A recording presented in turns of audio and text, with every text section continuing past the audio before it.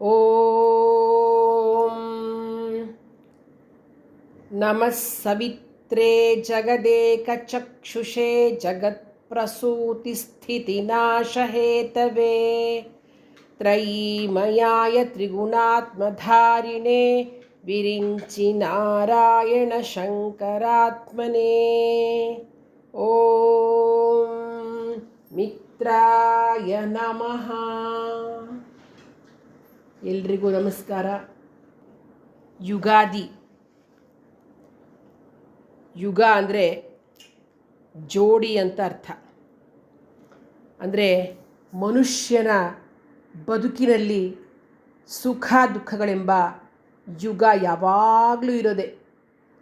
ಅಂದರೆ ಜೀವನದಲ್ಲಿ ಕಷ್ಟ ಸುಖಗಳು ಸಮಪಾಲು ಇರಲಿ ಅಂತಕ್ಕಂತಹ ಒಂದು ಸೂಚಕವೇ ಬೇವು ಬೆಲ್ಲದ ಹಬ್ಬ ಯುಗಾದಿ. ಈ ಯುಗಾದಿ ಎಂದೇ ಬ್ರಹ್ಮದೇವ ಸೃಷ್ಟಿ ಕಾರ್ಯವನ್ನು ಪ್ರಾರಂಭಿಸ್ತಾನೆ ಅಂತಕ್ಕಂಥದ್ದು ನಮಗೆ ತಿಳಿದು ಬಂದಿದೆ. ಅದಕ್ಕೋಸ್ಕರನೇ ಅದನ್ನು ಯುಗಾದಿ ಅಂತ ತೆಗೆದುಕೊಂಡಿದ್ದೇವೆ. ಚೈತ್ರ ಮಾಸದ ಶುಕ್ಲ ಪಾಡ್ಯಮಿಯಂದು ಆಚರಿಸಲ್ಪಡ್ತಕ್ಕಂತಹ ಸಂವತ್ಸರದ ಮೊದಲ ಹಬ್ಬ ಯುಗಾದಿ. ಇದು ವರ್ಷದ 3 ಶುಭ ಮುಹೂರ್ತಗಳಲ್ಲಿ ಒಂದಾಗಿದೆ. ಯುಗಾದಿ ಪೂರ್ತಿ ದಿವಸ, ಅಕ್ಷಯ ತದಿಗೆ ಪೂರ್ತಿ ದಿವಸ, ವಿಜಯದಶಮಿ ಪೂರ್ತಿ ದಿವಸ ಹಾಗೂ ಬಲಿಪಾಡ್ಯಮಿಯ ಅರ್ಧ ದಿವಸ ವರ್ಷದ 3 ಶುಭ ಮುಹೂರ್ತಗಳು ಅಂತ. ಅದು ಯಾವತ್ತೇ ಬಂದಿರಲಿ, ಶನಿವಾರವೇ ಬಂದಿರಲಿ ಅಥವಾ ಮಂಗಳವಾರವೇ ಬಂದಿರಲಿ, ಆ ದಿವಸಗಳಲ್ಲಿ ದಿನದ 24 ಗಂಟೆಗಳು ಕೂಡ ಅತ್ಯಂತ ಶುಭವಾಗಿರ್ತಕ್ಕಂಥದ್ದು ಅಂತ ಶಾಸ್ತ್ರ ಹೇಳಿದೆ. ಹಾಗಾಗಿ ಏನಾದರೂ ಸಾಧನೆ ಮಾಡಬೇಕಾಗಿದ್ದರೆ ಜಪತಪಗಳನ್ನು ಅನುಷ್ಠಾನ ಮಾಡ್ತಕ್ಕಂಥದ್ದು, ಜಪಗಳನ್ನು ಸಿದ್ಧಿಸ್ಕೊಳ್ತಕ್ಕಂಥದ್ದಾಗಲಿ, ದಾನ ಧರ್ಮಗಳನ್ನು ಮಾಡಲಿಕ್ಕಾಗಲಿ ಅತ್ಯಂತ ಪುಣ್ಯಕಾಲ ಅಂತಲೇ ಹೇಳಬಹುದು. ಮುಖ್ಯವಾಗಿ ಯುಗಾದಿಯಂದು ನಾವೇನು ಮಾಡ್ತೇವೆ ಅಂತಂದರೆ, ಮೊದಲಾಗಿ ಗಣೇಶನನ್ನು ಪೂಜಿಸಿ, ನವಗ್ರಹಗಳನ್ನು ಪೂಜಿಸಿ, ನಮ್ಮ ಮನೆ ದೇವರನ್ನು ಪೂಜಿಸಿ, ಮುಖ್ಯವಾಗಿ ಬ್ರಹ್ಮದೇವರಿಗೆ, ಯಾಕೆಂದರೆ ಸೃಷ್ಟಿಯನ್ನು ಮಾಡ್ತಕ್ಕಂಥವು ಬ್ರಹ್ಮ, ಅದರಿಂದ ಬ್ರಹ್ಮದೇವರನ್ನು ನೆನಪಿಸಿಕೊಂಡು ಪೂಜೆ ಮಾಡಿ ಎಲ್ಲ ಆದಮೇಲೆ ಪಂಚಾಂಗವನ್ನು ಇಟ್ಟು ಪೂಜೆ ಮಾಡ್ತಕ್ಕಂಥದ್ದು ಇಲ್ಲಿ. ಆನಂತರ ನಾವು ಏನನ್ನು ನೈವೇದ್ಯವಾಗಿ ಇಡ್ತಕ್ಕಂಥದ್ದು ಅಂತಂದರೆ ಬೇವು ಬೆಲ್ಲದ ಒಂದು ಮಿಶ್ರಣ, ಅದು ನಿಂಬಕಂದಳ ಭಕ್ಷಣ, ಅದನ್ನು ನಾವು ಇಡಬೇಕಾಗ್ತಕ್ಕಂಥದ್ದು. ಏನಂತ ಅದಕ್ಕೊಂದು ಶ್ಲೋಕ ಇದೆ ನಿಮಗೆ, ಎಲ್ಲ ಪ್ರಸಿದ್ಧವಾದ ಶತಾಯುರ್ವಜ್ರದೇಹಾಯ ತಗೊಳ್ಬೇಕಾಗಿದ್ದಾಗ ಹೇಳತಕ್ಕಂಥ ಮಂತ್ರ. ಇನ್ನೊಂದು ವಿಶೇಷವಾಗಿರ್ತಕ್ಕಂಥದ್ದು ಏನು ಹೇಳ್ತಾರೆ ಅಂತಂದರೆ, ಯದ್ವಾರ್ಷಾದೌ ನಿಂಬಸುಮಂ ಶರ್ಕರಾಮ್ಲ ಘೃತ್ಯೈರುಕ್ತಂ ಭಕ್ಷಿತಂ ಪೂರ್ವಯಾಮೇ ಸ್ಯಾತ್ ತತ್ವರ್ಷಂ ಸೌಖ್ಯದಾಯಕಂ ಅಂತ. ಏನು ಗೊತ್ತಾ, ಏನು ಹೇಳ್ತಾ ಇದ್ದಾರೆ ಅಂತಂದರೆ, ಯುಗಾದಿ ಹಬ್ಬದ ದಿವಸ ಈ ಬೇವಿನ ಹೂವಿದೆಯಲ್ಲ, ಅದಕ್ಕೆ ಶರ್ಕರ ಅಂದರೆ ಸಕ್ಕರೆ ಅಥವಾ ಬೆಲ್ಲ, ಆಮೇಲೆ ಹೊಸ ಹುಣಸೆಹಣ್ಣೆಲ್ಲ ಬಂದಿರುತ್ತೆ ನೋಡಿ, ಆ ಹೊಸ ಹುಣಸೆಹಣ್ಣಿನ ರಸ, ತುಪ್ಪ ಇಷ್ಟು ಸೇರಿಸ್ಬಿಟ್ಟು ನಾವು ಅದನ್ನು ಈ ಒಂದು ನೈವೇದ್ಯ ಆದಮೇಲೆ ಅದನ್ನು, ಈ ಬೇವು ಬೆಲ್ಲ ನೈವೇದ್ಯ ಆದಮೇಲೆ ಅದನ್ನು ಸೇವಿಸೋದ್ರಿಂದ, ಬೆಳಿಗ್ಗೆ ಅದನ್ನು ಸೇವಿಸೋದ್ರಿಂದ ಏನಾಗುತ್ತೆ ಅಂತಂದರೆ, ನಮಗೆ ಆ ಅಂದರೆ ನಮ್ಮ ಒಂದು ದೇಹದಲ್ಲಿ ಆ ಒಂದು ಏನು ಮಿಶ್ರಣವನ್ನು, ಈ ಒಂದು ಬೇವು ಬೆಲ್ಲದ ಮಿಶ್ರಣವನ್ನು ತಿನ್ನೋದ್ರಿಂದ, ಈ ರೀತಿ ಮಾಡಿಕೊಂಡು ತಿನ್ನೋದ್ರಿಂದ ಏನಾಗುತ್ತೆ ಅಂತಂದರೆ, ಅಂದರೆ ಸಿಹಿ ಕಹಿಯ ಒಂದು ಸಂಕೇತ, ಅಂದರೆ ಸುಖ ದುಃಖಗಳನ್ನ ಸಮವಾಗಿ ಸ್ವೀಕರಿಸಬೇಕು ಅಂತ. ಆದರೆ ಈ ರೀತಿಯಾಗಿ ತಿನ್ನೋದ್ರಿಂದ ಆರೋಗ್ಯ ಆರೋಗ್ಯ ವರ್ಧಿಸುತ್ತೆ. ತುಂಬ ನಮಗೆ ಯಾವುದೇ ರೀತಿಯ ಒಂದು ದೋಷಗಳು ಉಂಟಾಗೋದಿಲ್ಲ ಅಂತಕ್ಕಂಥದ್ದನ್ನು ಈ ಶ್ಲೋಕ ಹೇಳ್ತಕ್ಕಂಥದ್ದು. ಇನ್ನು ಪಂಚಾಂಗ ಶ್ರವಣ ಮುಖ್ಯವಾಗಿ ಹೇಳಿದ್ದಾರೆ. ನಾವು ಯುಗಾದಿ ದಿವಸ ಪಂಚಾಂಗವನ್ನು ಪೂಜೆ ಮಾಡಿದ್ಮೇಲೆ ಅದರದ್ದು ಶ್ರವಣ ಮಾಡ್ತಕ್ಕಂಥದ್ದು. ಯಾಕೆ ಅಂತಂದರೆ, ತಿಥಿ, ವಾರ, ನಕ್ಷತ್ರ, ಯೋಗ, ಕರ್ಣ ಅಂತಕ್ಕಂತಹ 5 ಅಂಗಗಳಿಂದ ಕೂಡಿರ್ತಕ್ಕಂತಹ ಕಾರಣ ಪಂಚಾಂಗ ಅಂತ ಹೇಳ್ತೀವಲ್ವ.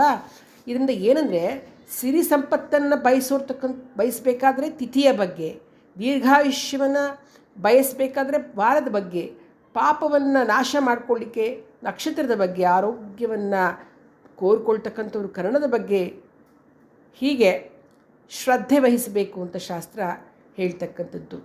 ತಿಥೇ ಶ್ರಿಯಮಾಪ್ನೋತಿ ಇದೆ ಶ್ಲೋಕನೇ ಅದಕ್ಕೆ ಅಷ್ಟು ಚೆನ್ನಾಗಿ ಯೋಗಾದ್ ರೋಗ ನಿವಾರಣಂ, ಹೀಗೆ ಕರ್ಣಂ ಕಾರ್ಯಸಿದ್ಧಿಂಚ, ಕರ್ಣದ ಬಗ್ಗೆ ಶ್ರದ್ಧೆ ವಹಿಸಬೇಕು ಅಂತ ಶಾಸ್ತ್ರ ಹೇಳುತ್ತೆ. ಈ ರೀತಿ ಪಂಚಾಂಗ ಶ್ರವಣ ಮಾಡಿದ್ರೆ ಶ್ರೀಕಲ್ಯಾಣ ಗುಣಾವಹಂ ರಿಪುಹರಂ ದುಸ್ವಪ್ನ ದೋಷಾಪಹಂ ಗಂಗಾ ಸ್ನಾನ ವಿಶೇಷ ಪುಣ್ಯಫಲದಂ ಗೋದಾನ ತುಲ್ಯಂ ನೃಣಾಂ ಅಂತ. ಪಂಚಾಂಗ ಶ್ರವಣವನ್ನು ಯುಗಾದಿ ದಿವಸ ಮಾಡೋದ್ರಿಂದ ಸಂವತ್ಸರವೆಲ್ಲ ಕಲ್ಯಾಣಪ್ರದವಾಗಿರ್ತಕ್ಕಂಥದ್ದು, ಶತ್ರುನಾಶನವಾಗ್ತಕ್ಕಂಥದ್ದು, ದುಸ್ವಪ್ನಗಳು ಬೀಳೋದಿಲ್ಲ. ಅಂದರೆ ಗಂಗಾ ಸ್ನಾನದ ಫಲ, ಗೋದಾನ ಮಾಡಿದ ಪುಣ್ಯದ ಫಲ ನಮಗೆ ಈ ಒಂದು ಪಂಚಾಂಗ ಶ್ರವಣದಿಂದ ಸಿಗ್ತಕ್ಕಂಥದ್ದು. ಆಯಸ್ಸು ವೃದ್ಧಿಸುತ್ತೆ, ಉತ್ತಮವಾದ ಆಲೋಚನೆಗಳು ಬರ್ತಕ್ಕಂಥದ್ದು, ಸತ್ಸಂತತಿ ಪ್ರಾಪ್ತವಾಗುತ್ತೆ, ಸಿರಿ ಸಂಪತ್ತು ಸಿಗ್ತಕ್ಕಂಥದ್ದು, ಭಾಗ್ಯಹೀನರಿಗೆ ಸಂಪತ್ತು ಸಿಗುತ್ತೆ, ಮಾಡೋಂತಹ ಪ್ರತಿ ಕೆಲಸದಲ್ಲಿಯೂ ಸಾಧನೆ ಉಂಟಾಗುತ್ತೆ ಅಂತಕ್ಕಂಥದ್ದು ಈ ಶ್ಲೋಕದ ಅರ್ಥ. ಇದಕ್ಕೋಸ್ಕರನೇ ನಾವು ಯುಗಾದಿ ದಿವಸ ಪಂಚಾಂಗ ಶ್ರವಣವನ್ನು ಮಾಡಲೇಬೇಕು ಅಂತಕ್ಕಂಥದ್ದನ್ನು ಹೇಳಿದ್ದಾರೆ. ಇನ್ನು ಯುಗಾದಿ ಹಬ್ಬದ ದಿವಸ ಪಂಚಾಂಗ ಶ್ರವಣ ಆಯಿತು.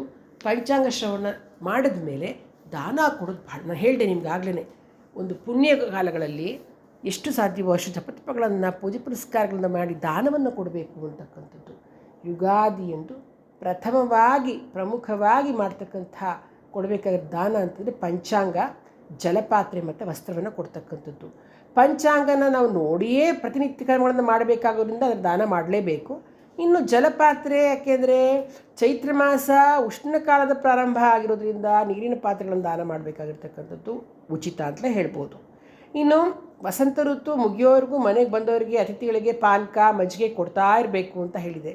ವಸ್ತ್ರ ಯಾಕಪ್ಪ ದಾನ ಮಾಡ್ತಕ್ಕಂಥದ್ದು ಅಂತಂದರೆ ಅವತ್ತೇ ಯುಗಾದಿ ದಿವಸನೇ ಇಂದ್ರ ವಸುಭೂಪತಿಗೆ ವಸ್ತ್ರವನ್ನು ಅನುಗ್ರಹಿಸಿದ ದಿನ ಅಂತ ಭಾವಿಸಿ ಅದನ್ನು ದಾನ ಕೊಡಬೇಕಂತೆ. ಇದಿಷ್ಟು ಖಂಡಿತವಾಗ್ಲೂ ಕೊಡಬೇಕಾಗಿರ್ತಕ್ಕಂಥದ್ದು. ಇನ್ನು ಪಂಚಾಂಗ ಶ್ರವಣದ ಬಗ್ಗೆ ಆಗಲಿ ನಿಮ್ಗೆ ಹೇಳಿದೆ. ಪಂಚಾಂಗ ಶ್ರವಣ ಮಾಡಿ ಆ ವರ್ಷದ ಗ್ರಹಫಲ, ಕಂದಾಯ ವಿಚಾರ, ಮಳೆ ಬೆಳೆ ಎಲ್ಲವನ್ನು ತಿಳಿದುಕೊಂಡು, ಸಂವತ್ಸರ ಫಲಗಳನ್ನು ತಿಳಿದುಕೊಂಡು ಆ ವರ್ಷದ ಕೆಲಸ ಕಾರ್ಯಗಳಿಗೆ ಯೋಜನೆಯನ್ನು ಹಾಕಿಕೊಳ್ಬೇಕು. ಅದಕ್ಕೆ ಸಹಾಯ ಆಗುತ್ತೆ. ಮತ್ತು ಹೊಸ ವರ್ಷದ ಪ್ರಾರಂಭವಾದ್ದರಿಂದ ಈಗಿಂದಲೇ ನಾವು ಚೆನ್ನಾಗಿ ಆಲೋಚನೆ ಮಾಡಿ ಸ್ಥಿತಪ್ರಜ್ಞತೆಯಿಂದ ಮುನ್ನುಡಿ ಇಡುವಂತಾಗಬೇಕು ಅಂತಕ್ಕಂತಹ ಮಹಾಪಾಠವನ್ನು ಸೂಚ್ಯವಾಗಿ ಬೋಧಿಸಿರ್ತಕ್ಕಂತಹ ದ್ಯೋತಕವೇ ಈ ಪಂಚಾಂಗ ಶ್ರವಣ ಅಂತ ಹೇಳ್ಬೋದು. ಈಗ ನಾವು ಈ ಒಂದು ವಿಶ್ವಾವಸು ನಾಮ ಸಂವತ್ಸರದ ಪಂಚಾಂಗ ಶ್ರವಣವನ್ನು ಮಾಡೋಣ.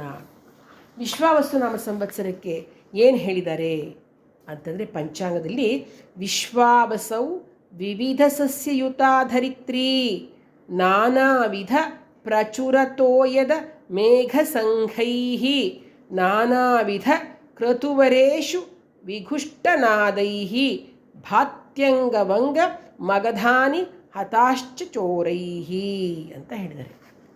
ಏನು ಹಾಗಂದರೆ, ಏನು ವಿಶ್ವಾವಸು ನಾಮ ಸಂವತ್ಸರದ ಒಂದು ಏನು ಸ್ಪೆಷಾಲಿಟಿ ಏನು ಹೇಳಿದ್ದಾರೆ ಅಂತಂದರೆ, ಮೋಡಗಳೆಲ್ಲ ಘರ್ಜಿಸ್ತಾ ಮಳೆಯನ್ನು ಸುರಿಸುತ್ತವೆ, ಭೂಮಿ ಪೈರುಗಳಿಂದ ಕಂಗೊಳಿಸ್ತಾಳೆ, ಯಜ್ಞ ಯಾಗಾದಿ ಸತ್ಕರ್ಮಗಳು ಚೆನ್ನಾಗಿ ನಡೆಯತ್ವೆ. ಇನ್ನು ಅವ್ರು ಹೇಳಿರ್ತಕ್ಕಂಥ ಪ್ರದೇಶ ಇದೆಯಲ್ಲ ಅಂದರೆ ಬಿಹಾರ, ಆ ಪ್ರದೇಶಗಳಲ್ಲಿ ಕಳ್ಳಕಾಕರರ ಹಾವಳಿಯಿಂದ ಜನರಿಗೆ ತೊಂದರೆಗಳಾಗುತ್ತೆ ಮತ್ತು ಭಯಂಕರವಾಗಿರ್ತಕ್ಕಂಥ ರೋಗಕ್ಕೆ ತುತ್ತಾಗ್ತಕ್ಕಂತಹ ಸಾಧ್ಯತೆ ಇದೆ ಅಂತ ಹೇಳ್ತಾರೆ.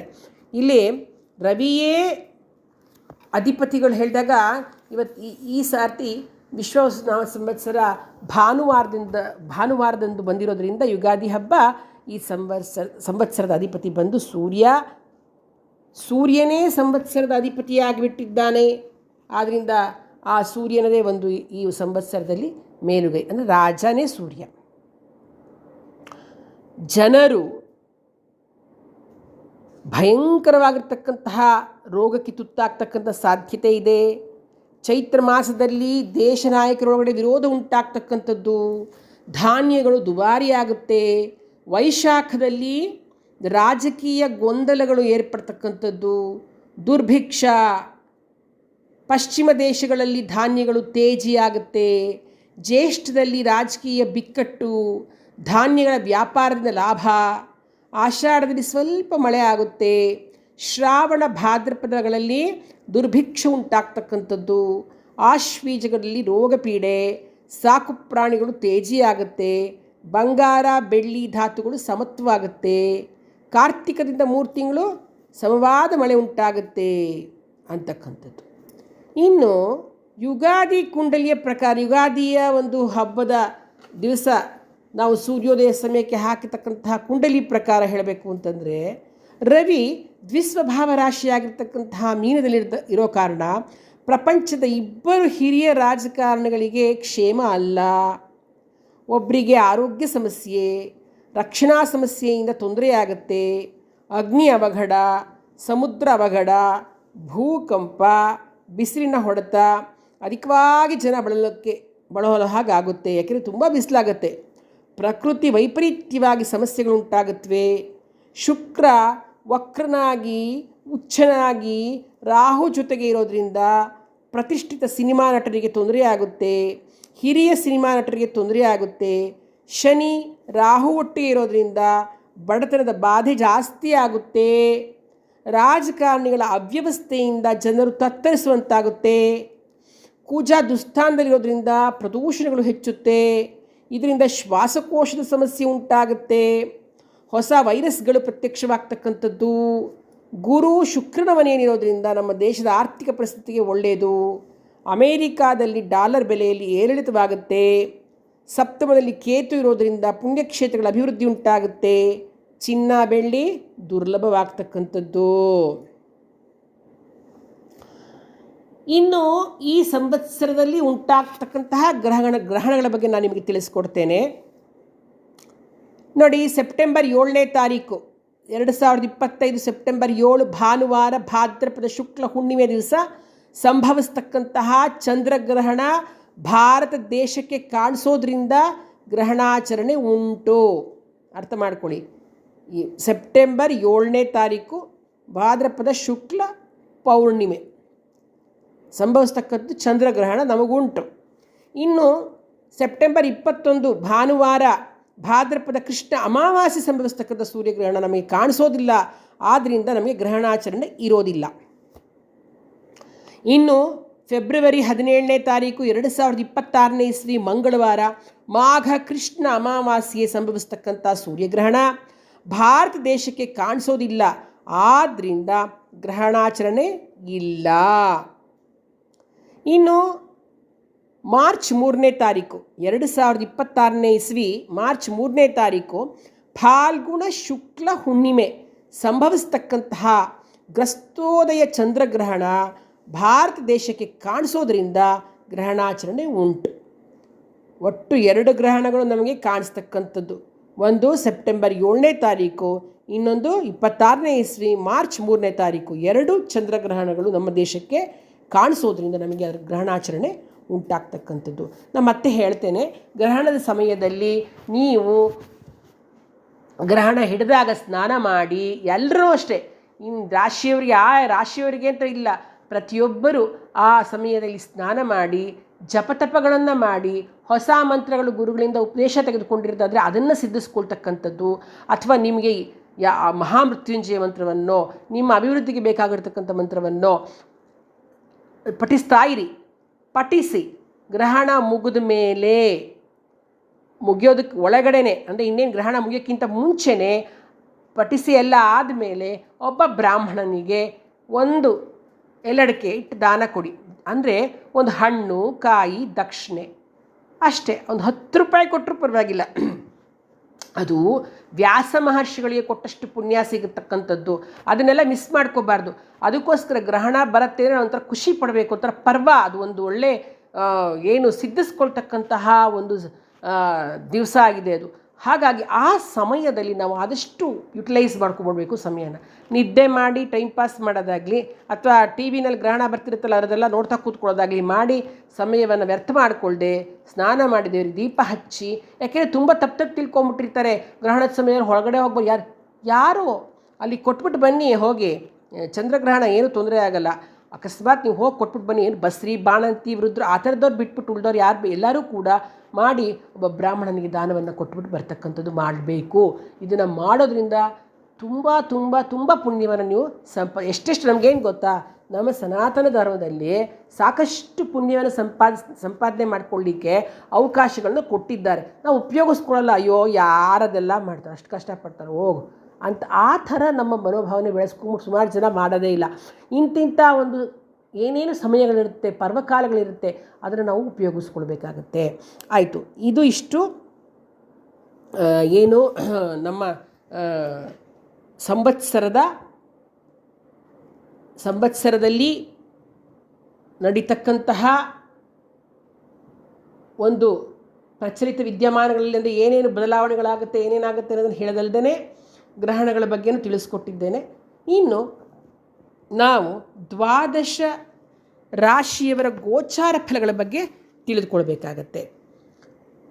ನೋಡಿ, ಮೊದಲಾಗಿ ಹೇಳಿಬಿಡ್ತೇನೆ, ಈ ಸಂವತ್ಸರದಲ್ಲಿ ಏನಾಗಿದೆ ಅಂತಂದರೆ, ಒಂದು ತಿಂಗಳು ವರ್ಷ ಪೂರ್ತಿ ಗ್ರಹ ಒಂದೇ ಮನೆಯಲ್ಲಿ ಇಲ್ಲ. ಈ ಸಲ ಸ್ವಲ್ಪ ವ್ಯತ್ಯಾಸಗಳಾಗಿದೆ. ಯಾಕೆಂದರೆ ಸಂವತ್ಸರದ ಆದಿಯಿಂದ ಅಂದರೆ 14/5/2025 ಅಂದರೆ ಸಂವತ್ಸರದ ಆದಿಯಿಂದ ನಾಳೆ ಯುಗಾದಿಯಿಂದ ಮೇ 14ನೇ ತಾರೀಕು ತನಕ ಗುರು ವೃಷಭ ರಾಶಿಯಲ್ಲಿ 14/5/2025 18/10/2025 ಮಿಥುನ ರಾಶಿಯಲ್ಲಿ, ತಾರೀಕು 18/10/2025 5/12/2025 ಕಟಕ ರಾಶಿಯಲ್ಲೂ, ತಾರೀಕು 5/12/25 ಸಂವತ್ಸರದ ಕಡೆಯವರೆಗೂ ವಕ್ರನಾಗಿ ಗುರು ಮಿಥುನ ರಾಶಿಯಲ್ಲಿ ಸಂಚಾರ ಮಾಡ್ತಾನೆ. ಈ ರೀತಿ ಬದಲಾವಣೆಗಳು ವೃಷಭ, ಮಿಥುನ, ಕಟಕ ಮತ್ತು ಮಿಥುನ ಈ ರೀತಿಯಾಗಿ 1, 2, 3, 4 ಬಾರಿ ಅವನು ಚೇಂಜ್ ಮಾಡೋದ್ರಿಂದ ನಿಮಗೆ ಫಲಾಫಲಗಳು ವ್ಯತ್ಯಾಸ ಆಗ್ತಾ ಇರುತ್ತೆ. ಹಾಗಾಗಿ ಎಲ್ಲ ರಾಶಿಯವರಿಗೂ ಮಿಶ್ರ ಫಲಗಳೇ ಹೆಚ್ಚಾಗಿದೆ ಅಂತ ಹೇಳಬಹುದು. ಇನ್ನು ವ್ಯಕ್ತಿಯ ದಶಾಭುಕ್ತಿ ಚೆನ್ನಾಗಿದ್ದರೆ ಗೋಚಾರದ ಅಶುಭ ಫಲಗಳು ಯಾವುದೂ ತೊಂದರೆ ಆಗೋದಿಲ್ಲ, ಹೆದರುಕೊಳ್ಳೇಬೇಡಿ. ಆದರೆ ಏನೇನು ಆಗತ್ತೆ ನಾನು ಹೇಳ್ತಾ ಇರತಕ್ಕಂಥದ್ದು ಸಮಷ್ಟಿಯಲ್ಲಿ ಒಂದು ರಾಶಿಗೆ ಯಾವ್ಯಾವ ಥರ ಆಯಾ ಗ್ರಹ ದೋಷದಿಂದ ಉಂಟಾಗ್ತಕ್ಕಂಥದ್ದನ್ನು ನಾನು ಹೇಳ್ತೇನೆ. ಅದಕ್ಕೆ ಪರಿಹಾರವನ್ನು ಹೇಳ್ತೇನೆ. ಮಾಡಿಕೊಳ್ತಾ ಹೋಗೋದ್ರಿಂದ ಯಾವ ಸಮಸ್ಯೆಯೂ ಉಂಟಾಗೋದಿಲ್ಲ. ಈಗ ಮೊದಲನೆಯ ರಾಶಿ ಮೇಷರಾಶಿ. ನೋಡಿ, ಮೇಷರಾಶಿಯವರಿಗೆ ಏನು ಕೀರ್ತಿ ಪ್ರತಿಷ್ಠೆಗೆ ನೀವು ಭಾಜನರಾಗ್ತೀರಾ, ಧರ್ಮ ಕಾರ್ಯಗಳಲ್ಲಿ ತೊಡಗ್ತೀರಾ, ಪುಣ್ಯಕ್ಷೇತ್ರಗಳ ದರ್ಶನ ಮಾಡ್ತೀರಾ, ಧನ ವಾಹನ ಲಾಭವಾಗುತ್ತೆ. ನೀವು ಮನೆ ಕಟ್ಟೋದಿದ್ದರೆ ಆ ಒಂದು ಯೋಗ ಇದೆ, ನಿಮಗೆ ಮನೆ ಕಟ್ಟತಕ್ಕಂಥ ಯೋಗ ಇದೆ. ಅವಿವಾಹಿತರಿಗೆ ವಿವಾಹ ಯೋಗ ಉಂಟಾಗುತ್ತೆ, ಉದ್ಯೋಗದಲ್ಲಿ ಬಡ್ತಿ ಉಂಟಾಗುತ್ತೆ. ರೈತಾಪಿ ವರ್ಗದವರಿಗೆ ಒಳ್ಳೆ ಬೆಳೆಯಿಂದ ಆರ್ಥಿಕ ಅಭಿವೃದ್ಧಿ ಆಗುತ್ತೆ. ಮಹಿಳೆಯರಿಗೆ ತುಂಬ ಶುಭವಾಗಿದೆ. ವಿದ್ಯಾರ್ಥಿಗಳಿಗೂ ಕೂಡ ಅನುಕೂಲವಾಗುತ್ತೆ. ಆದರೆ ಆರೋಗ್ಯದಲ್ಲಿ ಜಾಗ್ರತೆ ಇಟ್ಕೊಳ್ಳಿ. ಜ್ವರ, ತಲೆನೋವು, ಮಲಬದ್ಧತೆ, ನಿದ್ರಾಹೀನತೆ ಉಂಟಾಗುತ್ತೆ. ಯಾಕೆಂದರೆ ನೀವು ಸರಿಯಾದ ಸಮಯಕ್ಕೆ ಸರಿಯಾಗಿ ಆಹಾರವನ್ನು ತಿನ್ನೋದಿಲ್ಲ. ಹಾಗಾಗಿ ಈ ಸಮಸ್ಯೆಗಳು ಉಂಟಾಗುತ್ತೆ. ಆರೋಗ್ಯದ ಕಡೆ ಗಮನ ಕೊಡಿ. ಸಂಗಾತಿಯೊಡನೆ ವಿರಸ ಉಂಟಾಗಬಹುದು. ಯಾವುದಾದರೂ ಪ್ರಮುಖವಾದ ನಿರ್ಧಾರ ತಗೊಳ್ಬೇಕು ಅಂತಿದ್ದರೆ ಸರಿಯಾಗಿ ಹಿರಿಯರ ಅಥವಾ ತಜ್ಞರ ಸಲಹೆಯನ್ನು ಪಡೆದುಕೊಳ್ಳಿ. ಯಾವುದಾದ್ರೂ ಹಳೆಯ ಕೋರ್ಟ್ ಕೇಸ್ ಇದ್ದರೆ ಅದು ನಿಮಗೆ ಮುಗಿಯುತ್ತೆ, ಮುಕ್ತಾಯವಾಗುತ್ತೆ. ಸಂಪಾದನೆಯಲ್ಲಿ ಏರುಪೇರು ಆಗ್ತಕ್ಕಂಥದ್ದು, ವಿದೇಶಿ ಪ್ರಯಾಣ ಯೋಗ ಉಂಟಾಗ್ತಕ್ಕಂಥ ಸಂಭವ ಇದೆ. ಹೆಚ್ಚು ಉದ್ವೇಗಕ್ಕೆ ಒಳಗಾಗಬೇಡಿ. ರಕ್ತದೊತ್ತಡ ಹೆಚ್ಚಾಗ್ತಕ್ಕಂಥ ಸಂಭವ ಉಂಟು. ಉಂಗುರದ ಬೆರಳಿಗೆ ಹವಳ ಧರಿಸತಕ್ಕಂಥದ್ದು ಬಹಳ ಉತ್ತಮ. ಮತ್ತು ಪ್ರತಿ ಮಂಗಳವಾರ ಸುಬ್ರಹ್ಮಣ್ಯ ಸ್ವಾಮಿಗೆ ಕ್ಷೀರಾಭಿಷೇಕವನ್ನು ಮಾಡಿಸ್ಕೊಂಡು ಬರೋದರಿಂದ ನಿಮಗೆ ತುಂಬ ಒಳ್ಳೆಯದಾಗುತ್ತೆ. ಖಂಡಿತವಾಗಲೂ ಏನು ಹೇಳ್ತಾರೆ, ಯಾವುದೇ ಆಗಲಿ ನಾವು ಪರಿಹಾರ ಮಾಡ್ಕೊಳ್ಳೋದ್ರಿಂದ ಯಾವುದೇ ಅಶುಭ ಫಲಗಳಿದ್ರೂ ಕೂಡ ಅದು ಒಳ್ಳೆಯದಾಗುತ್ತೆ. ಇನ್ನು ಮೇಷರಾಶಿಗೆ ನಾನೊಂದು ಬೀಜ ಮಂತ್ರವನ್ನು ಹೇಳ್ತೇನೆ. ಅದನ್ನು ಅವರು ಪ್ರತಿನಿತ್ಯ 108 ಬಾರಿ ಜಪಿಸ್ತಾ ಇದ್ದರೆ ಯಾವ ದೊಡ್ಡ ತೊಂದರೆಗಳು ಬರಲಿಕ್ಕೆ ಸಾಧ್ಯವಿಲ್ಲ. ಹೇಳ್ತೇನೆ, ಕೇಳಿಸ್ಕೊಳ್ಳಿ. ಓಂ ಹ್ರೀಂ ಶ್ರೀಂ ಲಕ್ಷ್ಮೀನಾರಾಯಣಾಯ ನಮಃ. ಮತ್ತೊಮ್ಮೆ ಹೇಳ್ತೀನಿ. ಓಂ ಹ್ರೀಂ ಶ್ರೀಂ ಲಕ್ಷ್ಮೀನಾರಾಯಣಾಯ ನಮಃ. ಓಂ ಹ್ರೀಂ ಶ್ರೀಂ ಲಕ್ಷ್ಮೀನಾರಾಯಣಾಯ ನಮಃ. ಇನ್ನು ವೃಷಭ ರಾಶಿಯವರೇ, ಈ ವರ್ಷ ನಿಮಗೆ ಮುಟ್ಟಿದ್ದೆಲ್ಲ ಚಿನ್ನ ಅಂತಲೇ ಹೇಳ್ಬೋದು. ನೋಡಿ, ಉದ್ಯೋಗದಲ್ಲಿ, ವೃತ್ತಿ ಜೀವನದಲ್ಲಿ ಮುನ್ನಡೆ ಆಗುತ್ತೆ. ಹೊಸ ವ್ಯಾಪಾರಕ್ಕೆ ಕೈ ಹಾಕಿದ್ರೆ ಯಶಸ್ಸು ಸಿಗುತ್ತೆ. ರೈತರಿಗೆ ಬೆಳೆಯಿಂದ ಲಾಭ ಉಂಟಾಗುತ್ತೆ. ಮನೆಯಲ್ಲಿ ಶುಭ ಕಾರ್ಯ ನೆರವೇರುತ್ತೆ. ಅವಿವಾಹಿತರಿಗೆ ವಿವಾಹ ಯೋಗವಿದೆ. ಧರ್ಮ ಕಾರ್ಯಗಳನ್ನು ಮಾಡೋದರಲ್ಲಿ ಆಸಕ್ತಿ ಹೆಚ್ಚಾಗುತ್ತೆ. ಹೊಸ ಸ್ನೇಹಿತರು ಸಿಗ್ತಾರೆ ನಿಮಗೆ. ನಿಮ್ಮ ಕನಸುಗಳೆಲ್ಲ ನನಸಾಗುತ್ತವೆ. ಸಂತಾನ ಇಲ್ಲದಿದ್ದವ್ರಿಗೆ ಮಕ್ಕಳ ಭಾಗ್ಯ ಉಂಟಾಗುತ್ತೆ. ನಿಮಗೆ ಆಧ್ಯಾತ್ಮಿಕತೆಯತ್ತ ಹೆಚ್ಚು ಒಲವು ತೋರಿಸ್ತೀರ ನೀವು. ಆರೋಗ್ಯದ ಮೇಲೆ ಹೆಚ್ಚು ಗಮನ ವಹಿಸಬೇಕಾಗತ್ತೆ. ಬೊಜ್ಜು, ಮೂಲವ್ಯಾಧಿ ಸಮಸ್ಯೆಗಳು ತುಂಬ ನಿಮ್ಮನ್ನು ಕಾಡ್ತಕ್ಕಂಥದ್ದು. ಇನ್ನು ವಿದ್ಯಾರ್ಥಿಗಳು ಓದಿನಲ್ಲಿ ಹೆಚ್ಚು ಗಮನ ವಹಿಸಬೇಕು. ನೋಡಿ, ಗೆಳೆತನವನ್ನು ಮಾಡಬೇಕು, ಆದರೆ ನೋಡ್ಕೊಂಡು ಮಾಡಬೇಕು. ಫ್ರೆಂಡ್ಸು ಅಂದ್ಬಿಟ್ಟು ಸಿಕ್ಕಾಪಟ್ಟೆ ಮೋಜು ಮಸ್ತಿ ಮಾಡ್ತಾಯಿದ್ರೆ ಓದೋದ್ರಲ್ಲಿ ನಿಮಗೆ ತುಂಬ ತೊಂದರೆ ಆಗತ್ತೆ. ದಾಂಪತ್ಯ ಜೀವನ ಸುಖಮಯವಾಗಿರುತ್ತೆ. ನೀವು ನಿಮ್ಮ ಕ್ಷೇತ್ರದಲ್ಲೇ ಫೇಮಸ್ ಆಗಿಬಿಡ್ತೀರ ಈ ವರ್ಷ. ಇನ್ನು ನೀವೇನಾದ್ರು ಯೂಟ್ಯೂಬರ್ ಆಗಿದ್ದರೆ ನಿಮಗೆ ಖ್ಯಾತಿ ಉಂಟಾಗುತ್ತೆ, ಹಣ ಸಂಪಾದನೆ ಮಾಡ್ತೀರಾ. ನಿಮ್ಮ ಹೆಸರು ನಿಮಗೆ ಹೆಸರು ತಂದುಕೊಡತ್ತೆ. ಹಣ ಹೂಡಿಕೆ ಮಾಡಲಿಕ್ಕೆ ಬಹಳ ಉತ್ತಮವಾದ ಕಾಲ ಅಂತಲೇ ಹೇಳ್ಬೋದು. ಇನ್ನು ಕಮೆಡಿಯನ್ಸ್ ಇರ್ತಾರಲ್ಲ, ಅವ್ರಿಗೆ, ಭಾಷಣಕಾರರಿಗೆ ಧನಪ್ರಾಪ್ತಿ ಅಂತಲೇ ಹೇಳ್ಬೋದು. ನಿಮ್ಮ ತಾಯಿಯ ಆರೋಗ್ಯದಲ್ಲಿ ಸ್ವಲ್ಪ ಏರ್ಪೇರಾಗ್ತಕ್ಕಂಥದ್ದು. ವಿದೇಶದಲ್ಲಿ ಕೆಲಸ ಮಾಡೋರಿಗೆ ಶುಭ ಫಲ. ಬೆಂಕಿಯಿಂದ ಸ್ವಲ್ಪ ಅಪಘಾತವಾಗ್ತಕ್ಕಂಥ ಸಂಭವ ಇರೋದ್ರಿಂದ ಬೆಂಕಿಯಿಂದ ದೂರ ಇರಿ. ಪ್ರತಿ ಸೋಮವಾರ ಈಶ್ವರನಿಗೆ ರುದ್ರಾಭಿಷೇಕ ಮಾಡಿಸಿ ದೇವಿ ಆರಾಧನೆ ಮಾಡೋದು. ಮತ್ತು ಮುಖ್ಯವಾಗಿ ಗೋಪೂಜೆ ಮಾಡಿಪ್ಪ. ಎಲ್ಲ ರಸ್ತೆಯಲ್ಲಿ ಹೋಗ್ತಾ ಇದ್ದರೆ ಸರಿ ಹಸು, ಅಥವಾ ನಿಮಗೆ ಆದಾಗ ದೇವಸ್ಥಾನಕ್ಕೆ ಹೋದಾಗ ಹಸು ಗೋಶಾಲೆ ಇದ್ದರೆ ಅಲ್ಲಿ ಗೋವಿಗೆ, ಹೀಗೆ ನೀವು ಗೋಪೂಜೆಯನ್ನು ಮಾಡ್ತಾಯಿದ್ರೆ ಈ ವರ್ಷ ಅತ್ಯುತ್ತಮವಾಗಿ ನಿಮಗೆ ತೋರ್ಬರುತ್ತೆ ಅಂತ ಹೇಳ್ಬೋದು. ಇನ್ನು ವೃಷಭ ರಾಶಿಯವರಿಗೆ ನಾನು ಕೊಡ್ತಕ್ಕಂತಹ ಬೀಜ ಮಂತ್ರ ಏನಪ್ಪ ಅಂತಂದರೆ, ಓಂ ಶ್ರೀಂ ಗೋಪಾಲಾಯ ಉತ್ತರಧ್ವಜಾಯ ನಮಃ. ಓಂ ಶ್ರೀಂ ಗೋಪಾಲಾಯ ಉತ್ತರಧ್ವಜಾಯ ನಮಃ. ಓಂ ಶ್ರೀಂ ಗೋಪಾಲಾಯ ಉತ್ತರಧ್ವಜಾಯ ನಮಃ. ನೋಡಿ, ನಾನು ಹೇಳಿದ್ದನ್ನು ಬರ್ಕೊಂಬಿಡಿ. ಆಗ ನಿಮಗೆ ಪ್ರತಿನಿತ್ಯ ಅದನ್ನು 108 ಸರ್ತಿ ಹೇಳ್ಕೊಳ್ಳೋದ್ರಿಂದ ಅನುಕೂಲ ಆಗುತ್ತೆ. ಮಿಥುನ ರಾಶಿ, ನಿಮಗೆ ಈ ವರ್ಷ ಬೇವು ಬೆಲ್ಲ ಹೇಗೆ ಹೇಳಿದ್ವೋ ಅದೇ ಥರ ಸಿಹಿ ಕಹಿ ಎರಡೂ ಕೂಡ ಸಮನಾಗಿರುತ್ತೆ. ಅನಾವಶ್ಯಕ ಖರ್ಚು ಜಾಸ್ತಿ ಆಗುತ್ತೆ, ಎಚ್ಚರ ವಹಿಸಿ. ವ್ಯಾಪಾರದಲ್ಲಿ ಲಾಭ ಉಂಟು. ಮಕ್ಕಳಿಂದ ಅನುಕೂಲವಾಗ್ತಕ್ಕಂಥದ್ದು. ತಂದೆಗೆ ವೃತ್ತಿ ವ್ಯಾಪಾರದಲ್ಲಿ ಲಾಭ ಉಂಟಾಗುತ್ತೆ. ಯಾರಿಗೆ ಮಕ್ಕಳಿರಲ್ವೋ ಅವರಿಗೆ ಮಕ್ಕಳ ಭಾಗ್ಯ ಉಂಟಾಗುತ್ತೆ. ಸಮಾಜದಲ್ಲಿ ಗೌರವ ಸಿಗ್ತಕ್ಕಂಥದ್ದು. ತುಂಬ ಬ್ಯುಸಿ ಇರ್ತೀರ ಈ ವರ್ಷ ನೀವು. ಅಧ್ಯಾತ್ಮದಲ್ಲಿ ಒಲವು ಕೂಡ ಹೆಚ್ಚುತ್ತೆ. ಒಡ ಹುಟ್ಟಿದವರಿಗೂ ಅನುಕೂಲ ಆಗುತ್ತೆ. ದೂರ ಪ್ರಯಾಣ ಮಾಡ್ತೀರಾ. ಮದುವೆಯಾಗದವರಿಗೆ ಮದುವೆ ಕೂಡ ನಿಶ್ಚಯವಾದರೂ ಸ್ವಲ್ಪ ಅಡೆತಡೆ ಆಗ್ತಕ್ಕಂಥ ಸಂಭವ ಇದೆ. ಸ್ವಲ್ಪ ನೀವು ಹುಷಾರಾಗಿ ಅದರಲ್ಲಿ ವ್ಯವಹಾರ ಮಾಡಿ. ದಂಪತಿಗಳಲ್ಲಿ ಭಿನ್ನಾಭಿಪ್ರಾಯ ಮೂಡುತ್ತೆ. ನೀವು ನಿಮ್ಮ ಆತ್ಮೋನ್ನತಿಯ ಕಡೆ ಬಗ್ಗೆ ಹೆಚ್ಚು ಗಮನ ಕೊಡ್ತಕ್ಕಂಥದ್ದು ಒಳ್ಳೆಯದು. ಧೈರ್ಯದಿಂದ ಮುನ್ನುಗ್ಗಿ ಕೆಲಸ ಮಾಡಿ. ಹಾಗಂದು ಮಾತ್ರಕ್ಕೆ ತಲೆ ಗಟ್ಟಿ ಇದೆ ಅಂತ ಅಂದ್ಕೊಂಡು ಬಂಡೆಗೆ ತಲೆ ಚುಚ್ಕೊಳ್ತಕ್ಕಂಥ ಕೆಲಸ ಮಾಡಬೇಡಿ. ನೀವು ಧೈರ್ಯದಿಂದ ಮುನ್ನುಗ್ಗಿದ್ರೆ ಕೆಲಸ ಆಗುತ್ತೆ ನಿಮಗೆ ಅಂದ್ಕೊಂಡು ಹೇಳಿದೆ ಅಂತಂದ್ಬಿಟ್ಟು ತಲೆ ಗಟ್ಟಿ ಇದೆ ಅಂತ ಹೇಳಿ ಬಂಡೆಗೆ ಚುಚ್ಕೊಂಡ್ರೆ ಆ ಕೆಲಸ ಆಗೋದಿಲ್ಲ, ಹಾಳಾಗುತ್ತೆ. ನಿಮ್ಮ ಆಸ್ತಿ ಏನಿದೆ ಅದನ್ನು ಭದ್ರಪಡಿಸ್ಕೊಳ್ಳಿ. ನೆರೆ ಹೊರೆಯವರಿಂದ ಒತ್ತಡ ಜಾಸ್ತಿ ಆಗುತ್ತೆ. ಗಾಳಿಯಿಂದ ಸೋಂಕುಂಟಾಗ್ತಕ್ಕಂಥ ಸಾಧ್ಯತೆ ಇದೆ. ಕೆಮ್ಮು ಮತ್ತು ಶ್ವಾಸಕೋಶ ಸಂಬಂಧಿ ರೋಗಗಳು ಬರ್ತಕ್ಕಂಥದ್ದು. ವಿದ್ಯಾರ್ಥಿಗಳೇ, ಗಮನ ಕೊಟ್ಟು ಓದಿ, ಆದ್ದರಿಂದ ನಿಮಗೆ ಸಾಧನೆ ಮಾಡಬಹುದು. ಅರ್ಥ ಆಯ್ತಲ್ವ? ಸ್ವಲ್ಪ ಆಚೀಚೆ ಮನಸ್ಸನ್ನು ಹರಿಸಬೇಡಿ. ಗಣಪತಿಗೆ, ಮಹಾಗಣಪತಿಗೆ ಪ್ರತಿ ದಿವಸ ಗರಿಕೆಯನ್ನು ಹಾಕ್ತಾ ಬನ್ನಿ. ಒಂದು 11 ಗರಿಕೆಯನ್ನಾದರೂ ಭಗವಂತನಿಗೆ ಏರಿಸ್ತಾ ಬನ್ನಿ. ವಿಷ್ಣು ಸಹಸ್ರನಾಮವನ್ನು ನೀವು ಕೇಳ್ತಾ ಬಂದರೆ ನಿಮಗೆ ತುಂಬ ಒಳ್ಳೆಯದಾಗುತ್ತೆ. ನಿಮಗೆ ಕೊಡ್ತಕ್ಕಂತಹ ಮಂತ್ರ ಓಂ ಕ್ಲೀಂ ಕೃಷ್ಣಾಯ ನಮಃ, ಓಂ ಕ್ಲೀಂ ಕೃಷ್ಣಾಯ ನಮಃ, ಓಂ ಕ್ಲೀಂ ಕೃಷ್ಣಾಯ ನಮಃ. ಇನ್ನು ಮುಂದಿನದು ಕರ್ಕಾಟಕ ರಾಶಿ. ಈ ವರ್ಷ ಮುಖ್ಯವಾಗಿ ನೀವು ಎಡೆಬಿಡದೆ ಮುನ್ನುಗ್ಗಿ ಕೆಲಸ ಮಾಡಿದ್ರೆ ಖಂಡಿತ ಯಶಸ್ಸು ಸಿಗುತ್ತೆ ನಿಮಗೆ. ಕೌಟುಂಬಿಕ ಜೀವನ ಉತ್ತಮವಾಗಿರುತ್ತೆ. ಆದರೆ ಮಾತಿನಲ್ಲಿ ಆಗುವ ವ್ಯತ್ಯಾಸದಿಂದ ಬಂಧುಗಳಲ್ಲಿ ವಿರಸ ಉಂಟಾಗುತ್ತೆ. ಆದ್ದರಿಂದ ಜಾಗ್ರತೆ ವಹಿಸಬೇಕು. ನೀವು ಸಿಟ್ಟು ಕಡಿಮೆ ಮಾಡಿಕೊಂಡ್ರೆ ತುಂಬ ಒಳ್ಳೆಯದು. ಯಾಕೆಂದರೆ ಈ ವರ್ಷ ನಿಮ್ಗೆ ಅದೇ ನಿಮ್ಮದು ನೆಗೆಟಿವ್. ಆದ್ದರಿಂದ ಕೋಪ ಬೇಡ.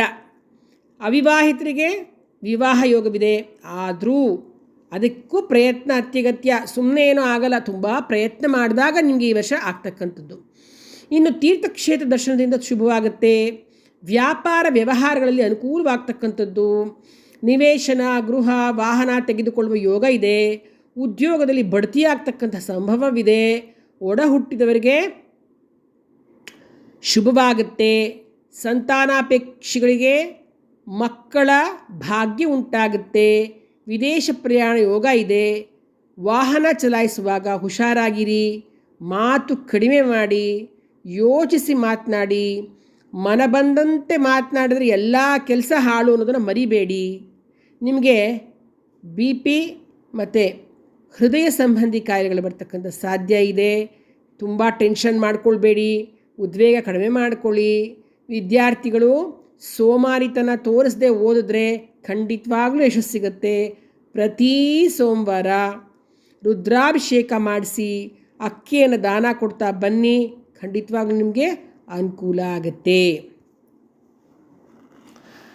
ಇನ್ನು ಈ ಕರ್ಕಾಟಕ ರಾಶಿಯವರಿಗೆ ಕೊಡ್ತಕ್ಕಂತಹ ಮಂತ್ರ ಏನಪ್ಪ ಅಂತಂದರೆ ಓಂ ಶ್ರೀಂ ಹಿರಣ್ಯಗರ್ಭಾಯ ಅವ್ಯಕ್ತರೂಪಿಣೇ ನಮಃ.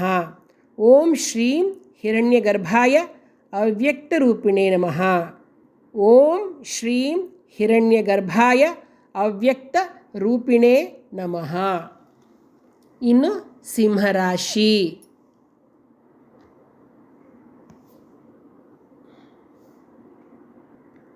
ಈಗ ಸಿಂಹರಾಶಿಯವರಿಗೆ ಕೈ ಹಾಕಿದ ಕೆಲಸ ನಿಧಾನ ಆದರೂ ಕೆಲಸ ಸಿದ್ಧಿಸುತ್ತೆ, ಕಾರ್ಯಸಿದ್ಧಿಯಾಗತ್ತೆ. ಯಾವುದಾದ್ರೂ ಸಾಲ ಇದ್ದರೆ ಋಣಮುಕ್ತರಾಗ್ತೀರಾ. ಏನಾದರೂ EMI ಕಟ್ಕೊಂಡೆಲ್ಲ ಯಾವುದಕ್ಕೋ ಸೈಟ್ ತೊಗೊಂಡಿರ್ತೀರೋ, ಮನೆ ತೊಗೊಂಡಿರ್ತೀರೋ, ಏನೋ ಒಂದು ಕಾರ್ ತೊಗೊಂಡಿರ್ತೀರೋ, ಸಾಲ ಇದ್ದರೆ ಅದರಿಂದ ಋಣಮುಕ್ತರಾಗ್ತೀರಾ. ನಿಮಗೆ ಪ್ರಮುಖ ವ್ಯಕ್ತಿಗಳ ಭೇಟಿಯಿಂದ ನೀವು ಬೆಳಕಿಗೆ ಬರ್ತೀರಾ. ಗಂಡ ಹೆಂಡತಿನಲ್ಲಿ ಸಣ್ಣ ಪುಟ್ಟ ಕಲಹಗಳಾದರೂ ಕೂಡ ಪತ್ನಿಗೆ ಉದ್ಯೋಗ ಪ್ರಾಪ್ತಿಯಾಗಿ ಸಂತೋಷದ ವಾತಾವರಣ ಇರ್ತಕ್ಕಂಥದ್ದು. ಹೊಸ ವ್ಯಾಪಾರಕ್ಕೆ ಕೈ ಹಾಕಿದರೆ ಯಶಸ್ಸು ನಿಮ್ಮದೇ ಆಗುತ್ತೆ. ಮತ್ತು ಅಷ್ಟಮ ಶನಿ ನಡೀತಾ ಇರೋದ್ರಿಂದ ಭಯದ ವಾತಾವರಣವಿರ್ತಕ್ಕಂಥದ್ದು. ನಿರ್ಲಕ್ಷಿತನದಿಂದ ನೀವು ಸ್ವಲ್ಪ ಸಮಯಕ್ಕೆ ಸರಿಯಾಗಿ ತಿನ್ನೋದು ಮಾಡೋದು ಮಾಡಲ್ಲ. ನೀವು ನೆಗ್ಲೆಕ್ಟ್ ಮಾಡೋದ್ರಿಂದ ಆರೋಗ್ಯದಲ್ಲಿ ಸಮಸ್ಯೆ ಉಂಟಾಗತ್ತೆ. ವಾಹನ ಚಲಾಯಿಸಬೇಕಾದ್ರೆ ಹುಷಾರಾಗಿ ಚಲಾಯಿಸಿ, ಸ್ವಲ್ಪ ಅಪಘಾತವಾಗ್ತಕ್ಕಂಥ ಸಂಭವವಿದೆ. ಹಾಗಾಗಿ ಹನುಮಂತನ ದರ್ಶನ ಮಾಡಿಕೊಂಡು ವೆಹಿಕಲ್ ಓಡಿಸಿ. ಅತಿಯಾದ ಆತ್ಮವಿಶ್ವಾಸ ಒಳ್ಳೆಯದಲ್ಲ.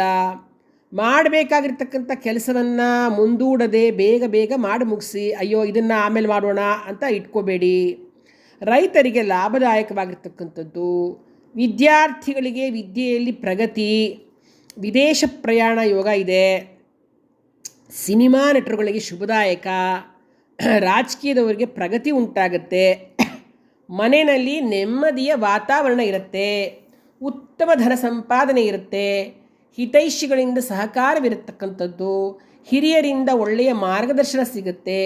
ನೀವು ಮಾಡ್ತಕ್ಕಂತಹ ಕೆಲಸಕ್ಕೆ ಗೌರವ ಸಿಗುತ್ತೆ, ಹೆಸರು ಸಿಗುತ್ತೆ, ಕೀರ್ತಿ ಸಿಗುತ್ತೆ. ಹೊಸ ವಾಹನವನ್ನು ನೀವು ಕೊಂಡುಕೊಳ್ತೀರಾ. ಆದಿತ್ಯ ಹೃದಯವನ್ನು ಹಾಗೂ ರಾಮರಕ್ಷಾ ಸ್ತೋತ್ರವನ್ನು ಪಠಿಸ್ತಾ ಇರೋದ್ರಿಂದ ಅತ್ಯುತ್ತಮ ಫಲ ನಿಮ್ಮದಾಗುತ್ತೆ ಅಂತ ಹೇಳ್ಬೋದು. ಇನ್ನು ಸಿಂಹ ರಾಶಿಯವರಿಗೆ ಕೊಡ್ತಕ್ಕಂತಹ ಬೀಜ ಮಂತ್ರ ಏನಪ್ಪ ಅಂದರೆ, ಓಂ ಕ್ಲೀಂ ಬ್ರಹ್ಮಣೇ ಜಗದಾಧಾರಾಯ ನಮಃ. ಓಂ ಕ್ಲೀಂ ಬ್ರಹ್ಮಣೇ ಜಗದಾಧಾರಾಯ ನಮಃ. ಓಂ ಕ್ಲೀಂ ಬ್ರಹ್ಮಣೇ ಜಗದಾಧಾರಾಯ ನಮಃ. ಮುಂದಿನದು ಕನ್ಯಾ ರಾಶಿ. ನಿಮಗೆ ಮಾಡ್ತಕ್ಕಂತಹ ಕೆಲಸ ಕಾರ್ಯಗಳಲ್ಲಿ ಭಾಳಷ್ಟು ಕನ್ಫ್ಯೂಷನ್ಸು, ತುಂಬ ಕನ್ಫ್ಯೂಷನ್ನು. ಏನು ಮಾಡಬೇಕು, ಏನು ಮಾಡಬಾರ್ದು, ಹೇಗೆ ಮಾಡಬೇಕು, ಈ ಥರ ತುಂಬ ಸಾಕಷ್ಟು ಗೊಂದಲಗಳು ಉಂಟಾಗ್ತಕ್ಕಂಥದ್ದು. ಚಂಚಲವಾಗಿರುತ್ತೆ ಮನಸ್ಸು. ವೃತ್ತಿ ಜೀವನದಲ್ಲೂ ಏರಿಳಿತಗಳು ತುಂಬ ಜಾಸ್ತಿ ಆಗ್ತಾ ಇರುತ್ತೆ. ನೀವು ಮೊದಲು ಕೋಪ ಕಂಟ್ರೋಲ್ ಮಾಡಿಕೊಳ್ಬೇಕು. ಜೊತೆಗೆ ಉದ್ಯೋಗದಲ್ಲಿ ಅಭಿವೃದ್ಧಿ ಆಗುತ್ತೆ, ಅದ್ರ ಜೊತೆ ಕಿರಿಕಿರಿಯೂ ಇರುತ್ತೆ. ನಿಮಗೆ ಪ್ರಮೋಷನ್ಸ್ ಎಲ್ಲ ಸಿಕ್ಕಿ ಒಳ್ಳೆಯದಾದರೂ ಕೂಡ ಆ ಬಾಸಿಂದೋ ಅಥವಾ ಸಹೋದ್ಯೋಗಿಗಳದ್ದು ಯಾವುದೋ ಕಿರಿಕಿರಿಗಳಿಂದಲೂ ತುಂಬ ತೊಂದರೆಗಳನ್ನು ನೀವು ಅನುಭವಿಸ್ಬೇಕಾಗತ್ತೆ. ಇವನ್ನೆಲ್ಲ ನೀವು ಸಂಭಾಳಿಸ್ಕೊಂಡು ಹೋಗಬೇಕು. ಧನಾಗಮನವೇನೋ ಆಗುತ್ತೆ, ಆದರೆ ಖರ್ಚು ಕಡಿಮೆ ಮಾಡಿ ನಿಯಂತ್ರಣದಲ್ಲಿರಬೇಕು. ಇಲ್ದಿದ್ದರೆ ಸಾಲ ಮಾಡಬೇಕಾಗುತ್ತೆ. ವ್ಯಾಪಾರದಲ್ಲಿ ಹೊಸ ಹೊಸ ಯೋಜನೆಗಳನ್ನು ಮಾಡ್ಕೊಳ್ಳಿ, ಸಫಲತೆ ಉಂಟಾಗುತ್ತೆ. ದಾಂಪತ್ಯದಲ್ಲಿ ವಿರಸವಿರುತ್ತೆ. ಮಕ್ಕಳ ವಿದ್ಯಾಭ್ಯಾಸ, ಆರೋಗ್ಯದ ಬಗ್ಗೆ ಗಮನ ಕೊಡಬೇಕು ನೀವು. ನಿಮ್ಮ ಕುಟುಂಬದಲ್ಲಿ ಹೊಸ ಸದಸ್ಯರ ಆಗಮನವಾಗ್ತಕ್ಕಂತಹ ಒಂದು ಸಂಭವವಿದೆ. ಮನೆಯಲ್ಲಿ ಶುಭ ಕಾರ್ಯ ನಡೆಯುತ್ತೆ. ವಿದ್ಯಾರ್ಥಿಗಳಿಗೆ ವಿದ್ಯಾಭ್ಯಾಸದಲ್ಲಿ ಪ್ರಗತಿ ಉಂಟಾಗ್ತಕ್ಕಂಥದ್ದು. ವಿದೇಶದಲ್ಲಿ ಶಿಕ್ಷಣ ಪಡೀತಕ್ಕಂಥ ಕನಸು ನನಸಾಗ್ತಕ್ಕಂಥದ್ದು. ಚಿನ್ನ ಬೆಳ್ಳಿ ಹೂಡಿಕೆ ಮಾಡಬೇಕು ಅಂತಂದರೆ ಇದು ಸಕಾಲ ಸಮಯ ಅಂತಲೇ ಹೇಳ್ಬೋದು. ಭೂ ವ್ಯವಹಾರದಲ್ಲಿ ಲಾಭ ಇದೆ. ಅವಿವಾಹಿತರು ಮದುವೆಯ ವಿಷಯದಲ್ಲಿ ಹಠಾತ್ ನಿರ್ಧಾರ ತೆಗೆದುಕೊಳ್ಳಬಾರದು. ಆರೋಗ್ಯದ ಕಡೆ ಗಮನ ವಹಿಸಿ. ಪ್ರತಿ ಸಂಕಷ್ಟಹರ ಚತುರ್ಥಿ ವ್ರತವನ್ನು ಆಚರಿಸಿ, ಶುಭವಾಗುತ್ತೆ. ಇನ್ನು ಈ ರಾಶಿಗೆ, ಕನ್ಯಾ ರಾಶಿಗೆ ಕೊಡ್ತಕ್ಕಂಥ ಮಂತ್ರ ಯಾವುದಪ್ಪ ಅಂತಂದರೆ, ಓಂ ಶ್ರೀಂ ಪ್ರೀಂ ಪೀತಾಂಬರಾಯ ನಮಃ. ಮತ್ತೊಂದು ಸರ್ತಿ ಹೇಳ್ತೀನಿ ನೋಡಿ. ಓಂ ಶ್ರೀಂ ಪ್ರೀಂ ಪೀತಾಂಬರಾಯ ನಮಃ. ಓಂ ಶ್ರೀಂ ಪ್ರೀಂ ಪೀತಾಂಬರಾಯ ನಮಃ. ಮುಂದಿನದು ತುಲಾರಾಶಿ. ಈ ವರ್ಷ ನಿಮಗೆ ಆರ್ಥಿಕ ಸಂಕಷ್ಟದಿಂದ ಮುಕ್ತಿ ಸಿಗುತ್ತೆ ಅಂತಲೇ ಹೇಳ್ಬೋದು. ನಿಮ್ಮ ಆಪ್ತರೇ ನಿಮಗೆ ನಂಬಿಕೆ ದ್ರೋಹ ಮಾಡ್ತಕ್ಕಂಥವ್ರಾಗ್ಬಿಟ್ಟಿರ್ತಾರೆ. ಸ್ವಲ್ಪ ನಂಬಬೇಕಾದ್ರೆ ನೋಡ್ಕೊಳ್ಳಿ, ಎಲ್ಲರೂ ನಂಬಿಡಬೇಡಿ. ವ್ಯವಹಾರ ಮಾಡಬೇಕಾದ್ರೆ ಎಚ್ಚರ ವಹಿಸಿ ಮುನ್ನಡೆಯಿರಿ. ನಿಮಗೆ ನಿರೀಕ್ಷೆಗಳು ಜಾಸ್ತಿ ಇರುತ್ತೆ, ಆದರೆ ಪರಿಶ್ರಮ ಜಾಸ್ತಿ ಪಡೋದಿಲ್ಲ. ಎಕ್ಸ್ಪೆಕ್ಟೇಷನ್ಸ್ ಜಾಸ್ತಿ, ಹಾರ್ಡ್ ವರ್ಕ್ ಕಡಿಮೆ. ಜೊತೆಗೆ ಯಾವುದೇ ಕೆಲಸವನ್ನಾದರೂ ಕೂಡ ಪ್ಲ್ಯಾನ್ ಮಾಡ್ಕೊಂಡು ಮಾಡಿ, ನಿಮಗೆ ಜಯ ಸಿಗುತ್ತೆ. ಇನ್ನು ಋಣಬಾಧೆ ಇದ್ದರೆ ನಿವಾರಣೆ ಆಗುತ್ತೆ.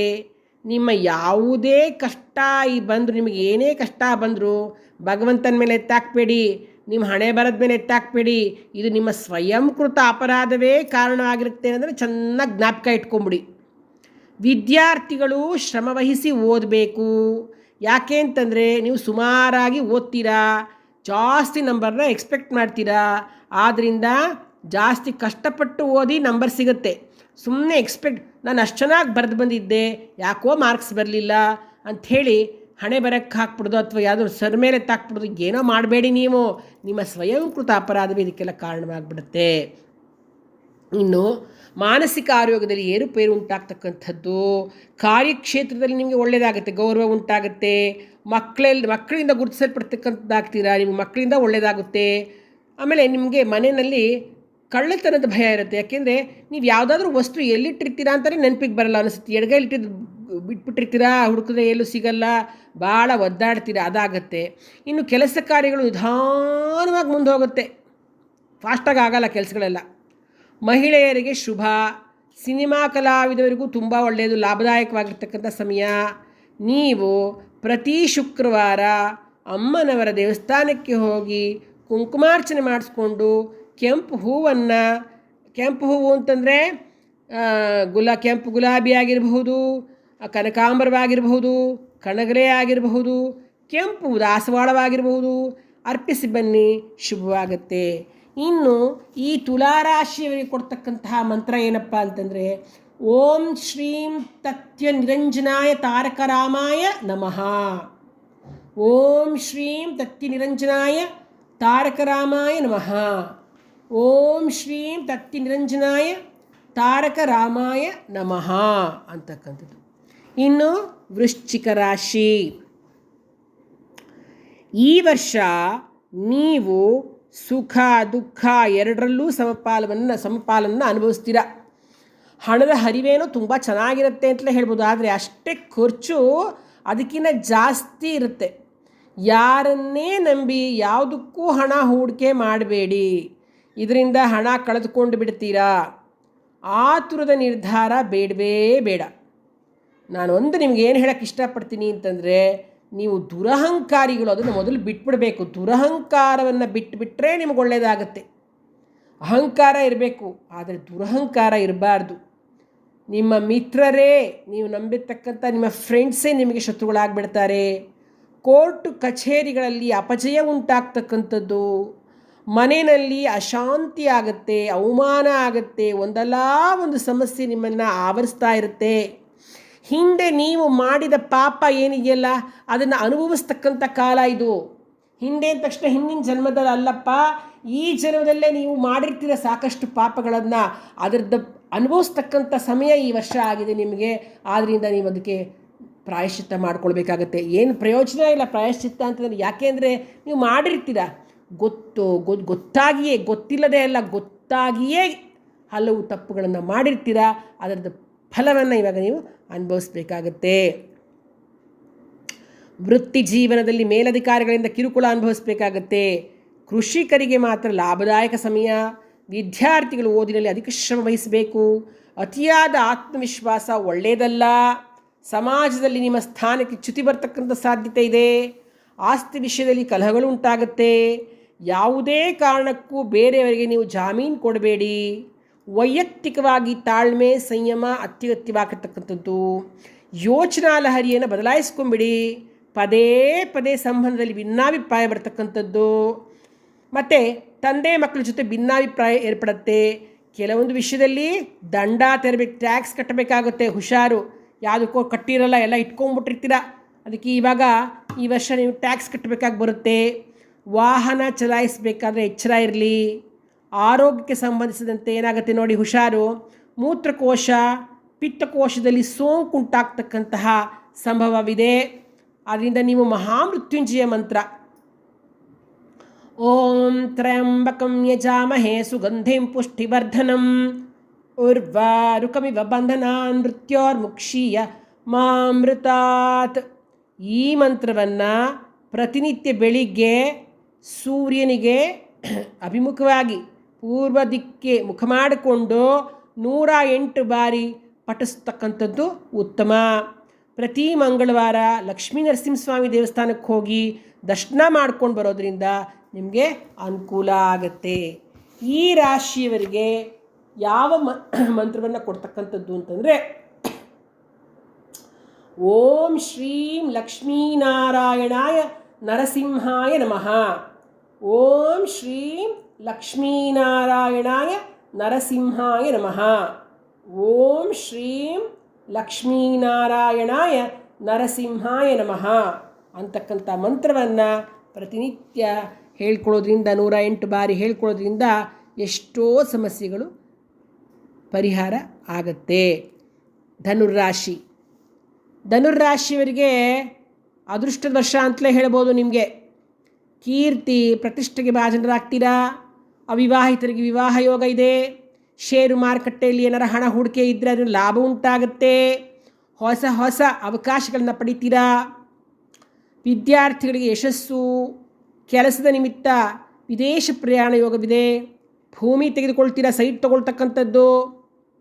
ರಾಜಕೀಯದಲ್ಲಿ ಇರತಕ್ಕಂಥವ್ರಿಗೆ ಪ್ರಗತಿ ಉಂಟಾಗ್ತಕ್ಕಂಥದ್ದು. ರೈತರಿಗೆ ಶುಭಕಾಲ. ಧಾರ್ಮಿಕ ನಾಯಕರುಗಳಿಗೆ, ಜ್ಯೋತಿಷಿಗಳಿಗೆ ಶುಭದಾಯಕವಾಗಿರ್ತಕ್ಕಂಥ ಸಮಯ. ಹಿತಶತ್ರುಗಳಿಂದ ಎಚ್ಚರ ವಹಿಸಿರಿ. ಮಹಿಳೆಯರಿಗೆ ಹೊಸ ವಸ್ತ್ರ ಆಭರಣಗಳನ್ನು ಕೊಂಡುಕೊಳ್ತಕ್ಕಂಥ ಯೋಗವಿದೆ. ಶಿಕ್ಷಣ ಕ್ಷೇತ್ರದಲ್ಲಿ ಅಭಿವೃದ್ಧಿ ಉಂಟಾಗುತ್ತೆ.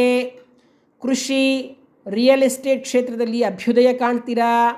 ವಾಹನ, ಪ್ರವಾಸೋದ್ಯಮ ಕ್ಷೇತ್ರದಲ್ಲಿ ಲಾಭವಿರುತ್ತೆ.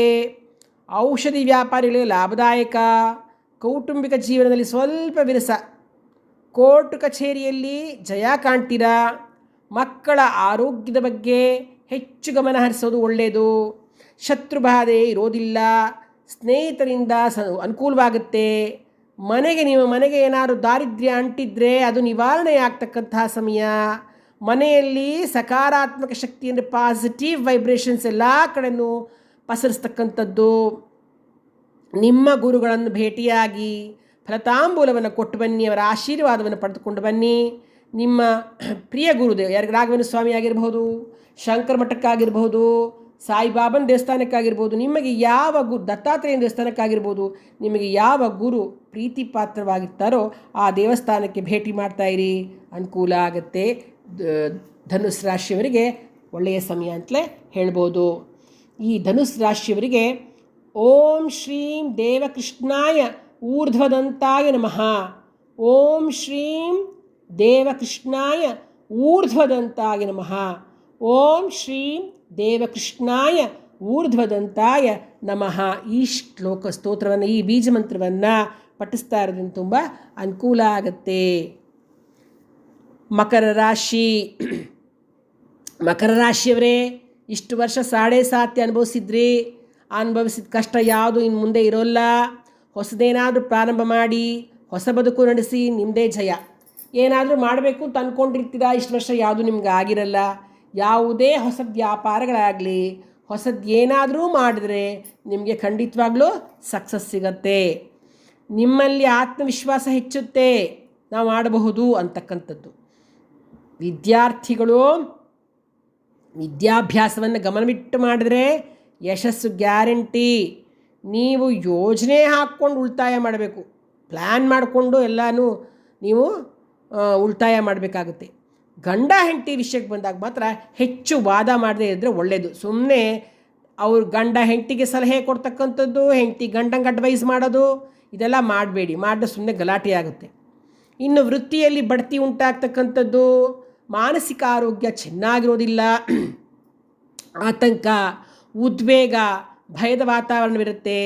ಧ್ಯಾನ ಪ್ರಾಣಾಯಾಮ ಮಾಡಿ, ಅದು ಮುಖ್ಯವಾಗಿ ಮನುಷ್ಯನಿಗೆ ಮನಸ್ಸಿಗೆ ಚೆನ್ನಾಗಿದ್ದರೆ ದೇಹ ತಾನಾಗಿ ಚೆನ್ನಾಗಿರುತ್ತೆ. ಅದಕ್ಕೆ ಮುಖ್ಯವಾಗಿರ್ತಕ್ಕಂಥದ್ದು ಧ್ಯಾನ ಪ್ರಾಣಾಯಾಮ. ಇನ್ನು ರೈತರಿಗೆ ಶುಭ, ಸಿನಿಮಾ ರಂಗದವರಿಗೆ ಪ್ರಗತಿ. ನೀವು ಚಿನ್ನ ಬೆಳ್ಳಿ ಹಣ ಎಲ್ಲ ಜಾಗ್ರತೆಯಾಗಿಟ್ಕೋಬೇಕು, ಹುಷಾರಾಗಿಟ್ಕೊಳ್ಳಿ. ನೀವು ತಿನ್ನೋ ಆಹಾರ ವಿಷವಾಗಬಹುದು, ಅಂದರೆ ಏನೋ ಸಮಸ್ಯೆಯಿಂದ, ಅಂದರೆ ನೀವು ಫುಡ್ ಪಾಯ್ಸನ್ ಆಗ್ತಕ್ಕಂಥದ್ದು, ಅದರಿಂದ ಅಜೀರ್ಣ, ಹೊಟ್ಟೆಯುಬ್ಬರ ಮುಂತಾದ ಸಮಸ್ಯೆಗಳು ಬರ್ತಕ್ಕಂಥದ್ದು. ಆಮೇಲೆ ನೋಡಿ, ನೀವು ಮಾತನಾಡ್ಬೇಕಾದ್ರೆ ಹುಷಾರಾಗಿ ಮಾತಾಡಿ, ಏನೋ ಬಾಯಿಗೆ ಬಂದಂಗೆ ಮಾತಾಡಬೇಡಿ, ನಿಮ್ಮ ಸಂಬಂಧ ದೂರ ಆಗ್ತಕ್ಕಂಥದ್ದು. ಮಹಾಮೃತ್ಯುಂಜಯ ಮಂತ್ರವನ್ನು ಜಪ ಮಾಡ್ಕೊಳ್ಳಿ. ಶ್ರೀನಿವಾಸನ ದೇವಸ್ಥಾನಕ್ಕೆ ಹೋಗಿ ಬರ್ತಾಯಿರಿ. ಪ್ರತಿ ಶನಿವಾರ ಶ್ರೀನಿವಾಸನ ದೇವಸ್ಥಾನಕ್ಕೆ ಹೋಗಿ ಬನ್ನಿ. ಶನಿವಾರ ಅಂತಲೇ ಅಲ್ಲ, ಈ ಬುಧವಾರ ಎಲ್ಲ ವಾರನೂ ಹೋಗ್ಬೋದು. ಇನ್ನು ಏಕಾದಶಿ ಉಪವಾಸ ಮಾಡೋದು ನಿಮ್ಗೆ ತುಂಬ ಒಳ್ಳೆಯದು ಅಂತ ನಾನು ಹೇಳ್ತೇನೆ. ಇನ್ನು ಮಕರ ರಾಶಿಯವರಿಗೆ ಕೊಡ್ತಕ್ಕಂತಹ ಬೀಜಮಂತ್ರ ಓಂ ಶ್ರೀಂ ವತ್ಸಲಾಯ ನಮಃ. ಓಂ ಶ್ರೀಂ ವತ್ಸಲಾಯ ನಮಃ. ಓಂ ಶ್ರೀಂ ವತ್ಸಲಾಯ ನಮಃ. ಮುಂದಿನದು ಕುಂಭರಾಶಿ. ನೋಡಿ, ಕುಂಭರಾಶಿಯವರಿಗೆ ಇಷ್ಟು ದಿವಸ ಶನಿ ಜನ್ಮದಲ್ಲಿದ್ದ, ಈಗ ಅವರಿಗೆ ಮೀನಕ್ಕೆ ಹೋಗಿದ್ದಾನೆ, ಅಂದರೆ 7.5 ಕಡೆಯ ಹಂತದಲ್ಲಿದ್ದಾರೆ. ಆರ್ಥಿಕ ಸ್ಥಿತಿಯಲ್ಲಿ ಚೇತರಿಕೆ ಉಂಟಾಗುತ್ತೆ. ಆದರೆ ಹಣಕಾಸಿನ ವ್ಯವಹಾರ ಮಾಡಬೇಕಾದ್ರೆ ಮಾತ್ರ ಎಚ್ಚರದಿಂದಿರಿ. ಮನೆ ಖರೀದಿ ಮಾಡ್ತೀರಾ, ವಾಹನ ಖರೀದಿ ಮಾಡ್ತಕ್ಕಂಥ ಯೋಗ ಇದೆ. ನೀವು ಎಷ್ಟೇ ಕಷ್ಟ ಆದರೂ ಅದನ್ನು ಎದುರಿಸಿ ಗೆಲ್ತಕ್ಕಂತಹ ಒಂದು ಇಚ್ಛಾಶಕ್ತಿ ಇಟ್ಕೊಂಡ್ಬಿಡಿ, ಎಲ್ಲವನ್ನ ಸಾಧಿಸ್ತೀರ ನೀವು ಖಂಡಿತ. ಆದರೆ ನೀವು ಮಾತಾಡ್ತಿರಲ್ಲ, ಆಡುವ ಮಾತಿನಲ್ಲಿ ಹಿಡ್ತಾ ಇರಬೇಕು, ಅದು ಮುಖ್ಯವಾಗಿರಬೇಕು. ಇನ್ನು ಕೋಪ ಮಾಡ್ಕೋಬೇಡಿ. ಕೋಪ ಮಾಡದೆ ವ್ಯವಹಾರ ಮಾಡಿದ್ರೆ ತುಂಬ ಅನುಕೂಲ ಆಗುತ್ತೆ. ಆರೋಗ್ಯದಲ್ಲಿ ಸ್ಥಿರತೆ ಇರುತ್ತೆ. ಆದರೆ ನೀವು ತಿಂತಕ್ಕಂತಹ ಆಹಾರದಲ್ಲಿ ಇತಿ ಮಿತಿ ಇರಬೇಕಪ್ಪ. ಏಕೆಂದರೆ ಸ್ವಲ್ಪ ಆಹಾರ ತಿನ್ನೋದ್ರಲ್ಲಿ ಅದು ಇದು ತಿಂದುಬಿಟ್ರೆ ಸಮಸ್ಯೆ ಆಗುತ್ತೆ. ಮನಸ್ಸಿನಲ್ಲಿ ಬೇಡದ ವಿಚಾರಗಳು ಬರ್ತಾ ಇರುತ್ತೆ. ನೋಡಿ, ಏನೇನೋ ಕಲ್ಪನೆ ಮಾಡಿಕೊಂಡು ಏನೇನೋ ವಿಚಾರಗಳು ಬರ್ತಾ ಇರುತ್ತೆ. ಆದಷ್ಟು ಮನೋಸ್ಥಿರತೆಯನ್ನು ಕಾಪಾಡ್ಕೋಬೇಕಾಗುತ್ತೆ. ಕುಟುಂಬದಲ್ಲಿ ನಿರೀಕ್ಷಿತ ಬದಲಾವಣೆ ಕಂಡುಬರುತ್ತೆ. ಆದರೆ ಸ್ವಲ್ಪ ಬೇಜಾರಂದರೆ ನಿಮ್ಮ ಮಡದಿಯ ಆರೋಗ್ಯದಲ್ಲಿ ವ್ಯತ್ಯಾಸಗಳು ಕಂಡು ಬರ್ತಕ್ಕಂಥದ್ದು, ವಾಹನದಲ್ಲಿ ಸಣ್ಣ ಪುಟ್ಟ ಕಂಟಕಗಳು ಉಂಟಾಗ್ತಕ್ಕಂಥದ್ದು, ಪ್ರವಾಸ ಹೆಚ್ಚು ಹೆಚ್ಚು ಪ್ರವಾಸ ಮಾಡ್ತೀರಾ, ಆರಂಭಿಸಿದ ಹೊಸ ಯೋಜನೆಗಳು ಜಯ ಕಾಣುತ್ತೆ, ರಾಜಕೀಯದಲ್ಲಿ ಪ್ರಗತಿ ಇರುತ್ತೆ, ರಾಜಸಮ್ಮಾನ, ಸಮಾಜದಲ್ಲಿ ಕೀರ್ತಿ, ಸಂಗೀತ ಕಲಾವಿದರಿಗೆ ಹೆಚ್ಚಿನ ಅವಕಾಶಗಳು ಸಿಗ್ತಕ್ಕಂಥದ್ದು, ನಿಮ್ಮ ಆಲಸ್ಯ ಪ್ರವೃತ್ತಿ ದೂರವಾಗಿ ಹೆಚ್ಚೆಚ್ಚು ಆ್ಯಕ್ಟಿವ್ ಆಗ್ತೀರಾ. ವಿದ್ಯಾರ್ಥಿಗಳಿಗೆ ಉತ್ತಮ ಭವಿಷ್ಯ ಇದೆ. ಪ್ರತಿನಿತ್ಯ ಹನುಮಾನ್ ಚಾಲೀಸ ಪಠಿಸ್ತಾ ಇರಬೇಕು. ಶನಿವಾರ ಆಂಜನೇಯನಿಗೆ ವಿಳ್ಯೆದೆಲೆ ಹಾರವನ್ನು ಹಾಕೋದ್ರಿಂದ ನಿಮಗೆ ತುಂಬ ಒಳ್ಳೆಯದಾಗತ್ತೆ. ಇನ್ನು ಕುಂಭರಾಶಿಯವರಿಗೆ ಕೊಡ್ತಕ್ಕಂತಹ ಬೀಜಮಂತ್ರ ಯಾವುದಪ್ಪ ಅಂತಂದರೆ, ಓಂ ಶ್ರೀಂ ಉಪೇಂದ್ರಾಯ ಅಚ್ಯುತಾಯ ನಮಃ. ಓಂ ಶ್ರೀಂ ಉಪೇಂದ್ರಾಯ ಅಚ್ಯುತಾಯ ನಮಃ. ಓಂ ಶ್ರೀಂ ಉಪೇಂದ್ರಾಯ ಅಚ್ಯುತಾಯ ನಮಃ. ಕಡೆಯದಾಗಿ ಕಡೆಯ ರಾಶಿ ಮೀನರಾಶಿ. ಮೀನರಾಶಿಯವರ ಭವಿಷ್ಯವನ್ನು ನೋಡೋಣ. ಶಾಂತ ಸ್ವಭಾವದವರಾಗಿರ್ತಕ್ಕಂತಹ ನಿಮ್ಮ ಮಾತಿದೆಯಲ್ಲ, ಅದು ಕಟುವಾಗಿರುತ್ತೆ. ನೀವು ವಿಲಾಸ ಜೀವನವನ್ನು ಇಷ್ಟಪಡ್ತಕ್ಕಂಥದ್ದು, ಹೊಸ ಬದಲಾವಣೆಯನ್ನು ನಿರೀಕ್ಷಣೆ ಮಾಡ್ತೀರಾ. ಸಂಗಾತಿಯ ಸಹಾಯದಿಂದ ಕುಟುಂಬದಲ್ಲಿ ಸಮಸ್ಯೆಗಳು ಉಂಟಾಗೋದಿಲ್ಲ, ಇಲ್ಲದ್ರೆ ಕಷ್ಟ ಆಗುತ್ತೆ. ನಿಮ್ಮ ವಂಶದಲ್ಲೇ ನಿಮಗೆ ಗೌರವ ಸಿಗುವಂತಹ ಕಾಲ ಇದು ಅಂತ ನಿಮಗೆ ಹೇಳಬಹುದು. ಮೀನರಾಶಿಯವರೇ, ಮಕ್ಕಳ ಜೀವನದಲ್ಲಿ ಅನುಕೂಲಕರವಾಗಿರ್ತಕ್ಕಂಥದ್ದು. ಬಾಳ ಸಂಗಾತಿಗೆ ಸ್ವಲ್ಪ ಆರೋಗ್ಯದಲ್ಲಿ ತೊಂದರೆ ಆಗುತ್ತೆ. ಕೆಲಸ ಕಾರ್ಯಗಳು ನಿಧಾನವಾಗೋದ್ರಿಂದ ಸ್ವಲ್ಪ ಟೆನ್ಷನ್ ಇರುತ್ತೆ. ಕಲಾವಿದರುಗಳಿಗೆ ಅನುಕೂಲವಾಗ್ತಕ್ಕಂಥದ್ದು. ಸೋದರನ ಜೀವನದಲ್ಲಿ ಬೇಸರದ ಸಂಗತಿ ಉಂಟಾಗ್ತಕ್ಕಂಥದ್ದು. ಅಣ್ಣ ತಮ್ಮಂದ್ರ ಜೊತೆ ಕಲಹಗಳು ಉಂಟಾಗತ್ವೆ. ನೀವು ಪೂರ್ತಿ ಯೋಜನೆ ರೂಪಿಸಿಕೊಂಡು ನಂತರ ಕೆಲಸ ಮಾಡಿ. ಅನಿರೀಕ್ಷಿತ ಲಾಭವಾಗುತ್ತೆ. ಹೊಟ್ಟೆಗೆ ಸಂಬಂಧಿಸಿದ ತೊಂದರೆ ಉಂಟಾಗ್ತಕ್ಕಂಥದ್ದು. ನಿಮ್ಮ ಮಕ್ಕಳೊಂದಿಗೆ ಉತ್ತಮ ಬಾಂಧವ್ಯ ಇರತಕ್ಕಂಥದ್ದು. ಆರಂಭಿಸಿದ ಕೆಲಸ ಕಾರ್ಯಗಳು ನೆರವೇರುತ್ತೆ. ಅವಿವಾಹಿತರಿಗೆ ಆತ್ಮೀಯರ ಜೊತೆಯಲ್ಲಿ ವಿವಾಹವಾಗುತ್ತೆ. ನೋಡಿ, ಮದುವೆ ಆಗಿದಾಗ ಸುಮ್ಮನೆ ಮದುವೆ ಅಲ್ಲ, ಆತ್ಮೀಯರ ಜೊತೆಯಲ್ಲೇ ಮದುವೆ ಆಗುತ್ತೆ. ವ್ಯಾಪಾರ ನಿಮಿತ್ತ ದೇಶಾದ್ಯಂತ ಪ್ರವಾಸ ಮಾಡ್ತೀರಾ. ಭೂಮಿಗೆ ಸಂಬಂಧಿಸಿದಂತೆ ದ್ವಿಗುಣ ಲಾಭವಾಗುತ್ತೆ. ನಂಬಿದವರು ಮೋಸ ಮಾಡ್ತಕ್ಕಂತಹ ಸಾಧ್ಯತೆ ಇದೆ. ಹೊಸ ಕಾನೂನಿನಿಂದ ತೊಡಕನ್ನು ಅನುಭವಿಸ್ಬೇಕಾಗತ್ತೆ. ಈಗೇನೋ ಒಂದು ರೂಲ್ಸ್ ಇರುತ್ತೆ, ಅದರಿಂದ ಇವೆಲ್ಲ ನಡ್ಕೊಂಡು ಹೋಗ್ತಾ ಇರ್ತೀರಾ. ಅದೇ ಕೆಲಸ ಮುಂದುವರಿಸ್ಕೊಳ್ಬೇಕಾದ್ರೆ ರೂಲ್ಸೇ ಚೇಂಜ್ ಮಾಡಿಬಿಡ್ತಾರೆ. ಹೀಗೆ ರೂಲ್ಸ್ ಚೇಂಜ್ ಆದಾಗ ಏನಾಗುತ್ತೆ, ನಿಮಗೆ ತೊಂದರೆ ಆಗಬಹುದು. ರೈತರಿಗೆ ಶುಭ. ವಿದ್ಯಾರ್ಥಿಗಳಿಗೆ ಒಳ್ಳೊಳ್ಳೆ ಅವಕಾಶಗಳು ಸಿಗುತ್ತೆ. ಅಂದರೆ ಒಳ್ಳೆ ಪ್ಲೇಸ್ಮೆಂಟ್ ಆಗುತ್ತೆ ವಿದ್ಯಾರ್ಥಿಗಳಿಗೆ.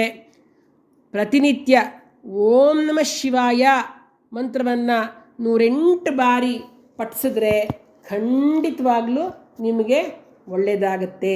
ಇನ್ನು ಮೀನರಾಶಿಯವರಿಗೆ ಕೊಡ್ತಕ್ಕಂತಹ ಬೀಜಮಂತ್ರ ಏನಪ್ಪ ಅಂದರೆ, ಓಂ ಕ್ಲೀಂ ಉದ್ಧತಾಯ ಉದ್ಧಾರಿಣೇ ನಮಃ. ಓಂ ಕ್ಲೀಂ ಉದ್ಧತಾಯ ಉದ್ಧಾರಿಣೇ ನಮಃ. ಓಂ ಕ್ಲೀಂ ಉದ್ಧತಾಯ ಉದ್ಧಾರಿಣೇ ನಮಃ. ನೋಡಿ, 12 ರಾಶಿಗಳ ಗೋಚಾರ ಫಲಗಳನ್ನು ತಿಳಿದುಕೊಂಡಾಯಿತು. ಎಲ್ರಿಗೂ ಒಳ್ಳೆಯದಾಗಲಿ. ಈ ವಿಶ್ವಾವಸುನಾಮ ಸಂವತ್ಸರ ಸರ್ವರಿಗೂ ಒಳ್ಳೆಯದನ್ನೇ ಮಾಡಲಿ ಅಂತ ಹೇಳ್ತಾ ನಾನು ಪಂಚಾಂಗ ಶ್ರವಣವನ್ನು ಮುಕ್ತಾಯ ಮಾಡ್ತಾಯಿದ್ದೀನಿ. ಸರ್ವೇ ಜನಾಃ ಸುಖಿನೋ ಭವಂತು. ಸಮಸ್ತ ಸನ್ಮಂಗಳಾನಿ ಭವಂತು. ಶುಭಮಸ್ತು.